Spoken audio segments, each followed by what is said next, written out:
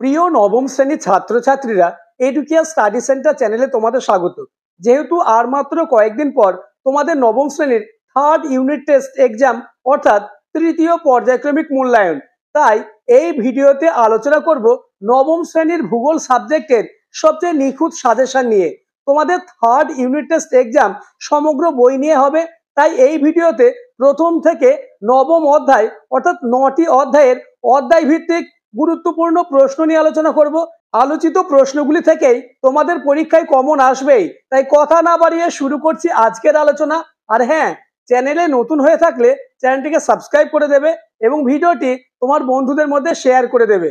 Third summative exam 2025 নবম শ্রেণীর ভূগোল সাজেশন অর্থাৎ তৃতীয় পর্যায়ক্রমিক মূল্যায়ন ফাইনাল এক্সাম প্রথম অধ্যায়ের 5 এবং 3 মার্কের গুরুত্বপূর্ণ প্রশ্নগুলি হলো: প্রথম প্রশ্ন, পৃথিবীর গোলাকার আকৃতির প্রমাণগুলি চিত্র সহ আলোচনা করো। যে কোনো 5টি প্রমাণ তোমরা মুখস্থ করে যাবে। প্রথম প্রশ্নটি, ওয়েস্ট বেঙ্গলের 90% স্কুলে আসার সম্ভাবনা কার্যত নিশ্চিত। কোশ্চেন নম্বর 2, মানুষের আবাসস্থল রূপে পৃথিবীর গ্রহণযোগ্যতা আলোচনা করো। কোশ্চেন নম্বর 3, গ্রিক পণ্ডিত এরাটোস্থেনিস কিভাবে পৃথিবীর পরিধি নির্ণয় করেন। প্রথম অধ্যায়ের লাস্ট প্রশ্ন, কোশ্চেন নম্বর 4, অন্তস্থ গ্রহ ও বহিস্থ গ্রহ এর মধ্যে পার্থক্য লেখো। দ্বিতীয় অধ্যায়ের প্রথম প্রশ্ন, পৃথিবীর আবর্তন গতি ও পরিক্রমণ গতির ফলাফল আলোচনা করো। কোশ্চেন নম্বর 2, অপসূর ও অনুসূর অবস্থান বলতে কি বোঝো, চিত্র সহ আলোচনা করো। এই প্রশ্নটিও 2025 সালের থার্ড সামিটিভ এক্সাম পরীক্ষায় আসার সম্ভাবনা কার্যত নিশ্চিত। কোশ্চেন নম্বর 3, চিত্র সহ ঋতু পরিবর্তন অথবা দিন রাত্রির হ্রাস বৃদ্ধি বর্ণনা করো। কোশ্চেন নম্বর 4, মেরু প্রভা বা মেরুজ্যোতি সম্পর্কে যা জানো তা লেখো। কোশ্চেন নম্বর 5 অর্থাৎ দ্বিতীয় অধ্যায়ের লাস্ট প্রশ্ন, আবর্তন গতি ও পরিক্রমণ গতির মধ্যে পার্থক্য লেখো। তোমাদের জন্য প্রত্যেকটি অধ্যায় থেকে খুবই গুরুত্বপূর্ণ অর্থাৎ সব থেকে নিখুঁত বাছাই করা মাত্র হাতে গোনা কয়েকটি করে প্রশ্ন দেব, যেগুলি প্র্যাকটিস করলেই তোমাদের সাফল্য চূড়ান্ত, অর্থাৎ আগামী থার্ড সামিটিভ পরীক্ষায় তোমরা কমন পাবেই। তৃতীয় অধ্যায়, তোমরা জানো তৃতীয় অধ্যায় অর্থাৎ অক্ষাংশ দ্রাঘিমা, এই অধ্যায় থেকে একটি অঙ্ক আসার সম্ভাবনা রয়েছে, তাই তোমরা অঙ্কটি ভালোভাবে প্র্যাকটিস করবে। এছাড়া এই অধ্যায়ের গুরুত্বপূর্ণ প্রশ্নগুলি হলো: নাম্বার 1, অক্ষাংশের ভিত্তিতে পৃথিবীকে কয়টি তাপ বলয়ে ভাগ করা হয়েছে তা চিত্র সহ আলোচনা করো। প্রশ্ন নম্বর 2, আন্তর্জাতিক তারিখ রেখাকে মাঝে মাঝে বাঁকানো হয় কেন। তৃতীয় প্রশ্ন, পার্থক্য লেখো। অক্ষরেখা এবং দ্রাঘিমা রেখার মধ্যে পার্থক্য, এছাড়া স্থানীয় সময় এবং প্রমাণ সময়, দুটি পার্থক্যের মধ্যে একটি পার্থক্য আসার সম্ভাবনা প্রবল। চতুর্থ অধ্যায়ের গুরুত্বপূর্ণ প্রশ্নগুলি হলো: নাম্বার 1, পাত সংস্থান তত্ত্বের ভিত্তিতে ভঙ্গিল পর্বতের উৎপত্তি আলোচনা করো। নাম্বার 2, মানব জীবনের উপর পর্বতের কি প্রভাব দেখা যায়। নাম্বার 3, ছোটনাগপুর মালভূমিকে ভারতের খনিজ ভাণ্ডার বলা হয় কেন। নাম্বার 4, পার্থক্য লেখো। মহীভাবক আলোড়ন ও গিরিজনী আলোড়ন, আগ্নেয় পর্বত অর্থাৎ সঞ্চয়জাত পর্বত এবং ক্ষয়জাত পর্বত বা অবশিষ্ট পর্বতের মধ্যে পার্থক্য আলোচনা করো। তোমাদের যে কোনো প্রশ্নের উত্তর প্রয়োজন হলে ডেসক্রিপশনে হোয়াটসঅ্যাপ লিঙ্ক দেওয়া থাকবে, হোয়াটসঅ্যাপ গ্রুপে তোমরা জয়েন হয়ে যাবে। যে কোনো প্রশ্নের উত্তরের জন্য তোমরা আমাকে SMS করবে, ফ্রিতে সম্পূর্ণ উত্তর তোমাদের দিয়ে দেওয়া হবে। পঞ্চম অধ্যায় অর্থাৎ আবহবিকার, প্রথম প্রশ্ন, আবহবিকারের ফলাফল সম্পর্কে আলোচনা করো। কোশ্চেন নম্বর 2, যান্ত্রিক আবহবিকারের প্রক্রিয়াগুলি সংক্ষেপে আলোচনা করো। কোশ্চেন নম্বর 3, মৃত্তিকা সৃষ্টির দুটি পর্যায় লেখো। মৃত্তিকার ক্ষয় এবং সংরক্ষণের যে কোনো 3টি করে কারণ লেখো। তৃতীয় প্রশ্নটি খুবই গুরুত্বপূর্ণ, তাই এই প্রশ্নটি খুব ভালোভাবে প্র্যাকটিস করবে। কোশ্চেন নম্বর 4 অর্থাৎ পঞ্চম অধ্যায়ের লাস্ট প্রশ্ন, পার্থক্য লেখো আবহবিকার ও ক্ষয়ীভবন এবং যান্ত্রিক আবহবিকার ও রাসায়নিক আবহবিকার। প্রত্যেকটি প্রশ্ন 3 মার্কের জন্য এবং 5 মার্কের জন্য খুবই গুরুত্বপূর্ণ। পরবর্তী ভিডিওতে তোমাদের ভূগোল সাবজেক্টের গুরুত্বপূর্ণ অর্থাৎ সাজেস্টিভ 2 মার্কের প্রশ্ন নিয়ে আলোচনা করব। এছাড়া অন্যান্য অধ্যায়ের অধ্যায় ভিত্তিক সাজেস্টিভ প্রশ্ন অর্থাৎ সাজেশনমূলক প্রশ্ন নিয়ে আলোচনা করব। তাই চ্যানেলে নতুন হয়ে থাকলে চ্যানেলটিকে সাবস্ক্রাইব করে দেবে এবং ভিডিওটি তোমার বন্ধুদের মধ্যে শেয়ার করে দেবে। ষষ্ঠ অধ্যায় অর্থাৎ দুর্যোগ ও বিপর্যয়, এই অধ্যায় থেকে মাত্র 2টি প্রশ্ন দিয়েছি।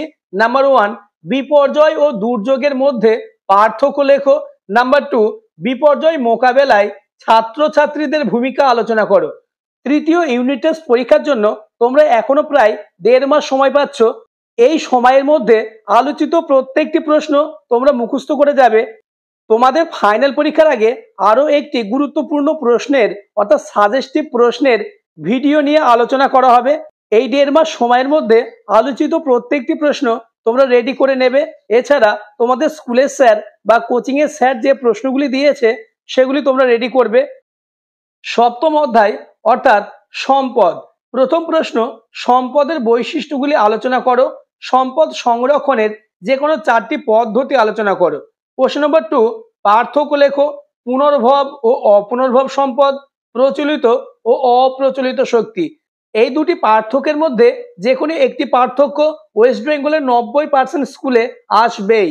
প্রশ্ন নম্বর 3, পূর্ব ভারতে অধিকাংশ তাপবিদ্যুৎ কেন্দ্র গড়ে ওঠার কারণগুলি আলোচনা করো। মোস্ট ইম্পর্টেন্স তৃতীয় প্রশ্নটি। প্রশ্ন নম্বর 4, সম্পদ সৃষ্টিতে মানুষের দ্বৈত ভূমিকাটি ব্যাখ্যা করো। সপ্তম অধ্যায়ের লাস্ট প্রশ্ন, কোশ্চেন নম্বর 5, ভারতের আকরিক লোহা ও খনিজ তেলের বন্টন সম্পর্কে আলোচনা করো। তোমাদের আলাদাভাবে অর্থাৎ আকরিক লোহা সম্পর্কে বন্টন আসতে পারে অথবা খনিজ তেলের বন্টন সম্পর্কে আসতে পারে। তাই তোমরা দুটো বন্টনই খুব ভালোভাবে প্র্যাকটিস করবে, কেননা যে কোনো একটি আকরিকের বন্টন সম্পর্কে আসার সম্ভাবনা প্রবল। অষ্টম অধ্যায় অর্থাৎ পশ্চিমবঙ্গ, পশ্চিমবঙ্গের প্রথম প্রশ্ন, পশ্চিমবঙ্গের ভূপ্রকৃতির শ্রেণীবিভাগ করো এবং যে কোনো এক প্রকার ভূপ্রকৃতির বৈশিষ্ট্য সম্পর্কে আলোচনা করো। দ্বিতীয় প্রশ্ন, পশ্চিমবঙ্গের জলবায়ুতে মৌসুমী বায়ুর প্রভাব আলোচনা করো। কোশ্চেন নম্বর 3, সুন্দরবন অঞ্চলের নদীগুলির বৈশিষ্ট্য উল্লেখ করো। কোশ্চেন নম্বর 4, পার্থক্য লেখো। উত্তরবঙ্গের নদী ও দক্ষিণবঙ্গের নদী এবং খাদার ও ভাঙ্গার। কোশ্চেন নম্বর 5, পশ্চিমবঙ্গের ধান, পাট, চা চাষের অনুকূল ভৌগোলিক পরিবেশের বর্ণনা দাও। যে কোনো একটি অনুকূল ভৌগোলিক পরিবেশের বর্ণনা আসবেই, তাই তোমরা ধান, পাট, চা প্রত্যেকের অনুকূল ভৌগোলিক পরিবেশটি খুব ভালো করে মুখস্থ করে নেবে। প্রশ্ন নম্বর 6, হুগলি নদীর উভয় তীরে পাট শিল্পের একদেশী ভবনের কারণগুলি আলোচনা করো। এই প্রশ্নটি তোমাদের তৃতীয় ইউনিট টেস্ট পরীক্ষায় 100% আসার সম্ভাবনা রয়েছে। প্রশ্ন নম্বর 7, পশ্চিমবঙ্গের খাদ্য প্রক্রিয়াকরণ ও পর্যটন শিল্পের উন্নতির কারণগুলি লেখো এবং তোমাদের পশ্চিমবঙ্গ অধ্যায়ের লাস্ট প্রশ্ন, কোশ্চেন নম্বর 8, শহর অথবা হলদিয়া বন্দর গড়ে ওঠার কারণগুলি আলোচনা করো। অর্থাৎ শহর গড়ে ওঠার কারণ এবং হলদিয়া বন্দর গড়ে ওঠার কারণগুলি আলোচনা করো। নবম শ্রেণীর ভূগোল সাবজেক্টের লাস্ট অধ্যায়, নবম অধ্যায় অর্থাৎ মানচিত্র স্কেল, এই অধ্যায়ের গুরুত্বপূর্ণ প্রশ্নগুলি হলো নাম্বার 1, মানচিত্রের অপরিহার্য উপাদানগুলি সম্পর্কে লেখো। নাম্বার 2, ভূ বৈচিত্র্য সূচক মানচিত্র কাকে বলে, এর বৈশিষ্ট্যগুলি লেখো। এই প্রশ্নটি খুবই গুরুত্বপূর্ণ। নাম্বার 3, পার্থক্য লেখো। মৌজা মানচিত্র ও ভূ বৈচিত্র্য সূচক মানচিত্র, পার্থক্যটি আসার সম্ভাবনা কার্যত নিশ্চিত। এছাড়া ক্ষুদ্র স্কেল মানচিত্র ও বৃহৎ স্কেল মানচিত্র, তোমাদের নবম অধ্যায় থেকে মাত্র 3টি প্রশ্ন দিয়েছি। আলোচিত প্রশ্নগুলি খুবই গুরুত্বপূর্ণ, তাই প্রত্যেকটি প্রশ্ন তোমরা রেডি করে নেবে। আজকের ভিডিও এই পর্যন্ত। পরবর্তীতে তোমাদের অন্যান্য সাবজেক্টের সাজেস্টিভ প্রশ্ন নিয়ে আলোচনা করা হবে, তাই অবশ্যই চ্যানেলটিকে সাবস্ক্রাইব করে দেবে এবং ভিডিওটি তোমার বন্ধুদের মধ্যে শেয়ার করে দেবে। ভিডিওটি তোমাদের উপকারে আসলে একটি লাইক করে দেবে এবং হাইপ করে দেবে।